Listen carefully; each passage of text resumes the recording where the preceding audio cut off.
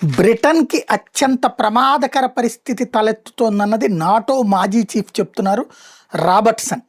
రాజకీయ ఉదాసీనత, రక్షణ రంగంలో తక్కువ పెట్టుబడుల కారణంగా బ్రిటన్ జాతీయ భద్రతే ప్రమాదంలో పడింది. ఇది కీర్ స్టార్మర్‌కి అర్థం కావట్లేదు అన్న తీవ్ర వ్యాఖ్యలు చేశారు. మేము సంసిద్ధతతో లేము, మా మీద దాడి జరుగుతుంది అంటూ జార్జ్ రాబర్ట్‌సన్ చెప్పుకొచ్చారు. బ్రిటన్ జాతీయ భద్రత, రక్షణ ప్రమాదంలో ఉన్నాయన్నారు.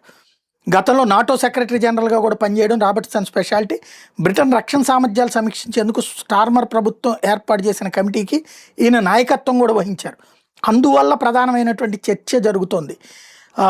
ఇదే సందర్భంలో బ్రిటన్ తక్షణం రక్షణ రంగంలో పెట్టుబడులు తక్కువగా ఉండటానికి ప్రత్యర్థి కన్జర్వేటివ్ పార్టీనే కారణం అంటూ స్టార్మర్ ఆరోపిస్తున్న నేపథ్యంలో ఇరాన్ యుద్ధం మనకి మేల్కొలుపు కావాలి, స్టార్మర్ చెప్తున్నటువంటి మాటలు కరెక్ట్గా లేవు, ఆ రంగంలో అవసరమైనటువంటి పెట్టుబడులు పెట్టేందుకు ప్రధాని సుముఖంగా లేరు, సైనికేతర నిపుణులు తీసుకుంటున్న నిర్ణయాలు బ్రిటన్ ఖజానాను ధ్వంసం చేస్తున్నాయి అంటూ వ్యాఖ్యానించుకొచ్చారు.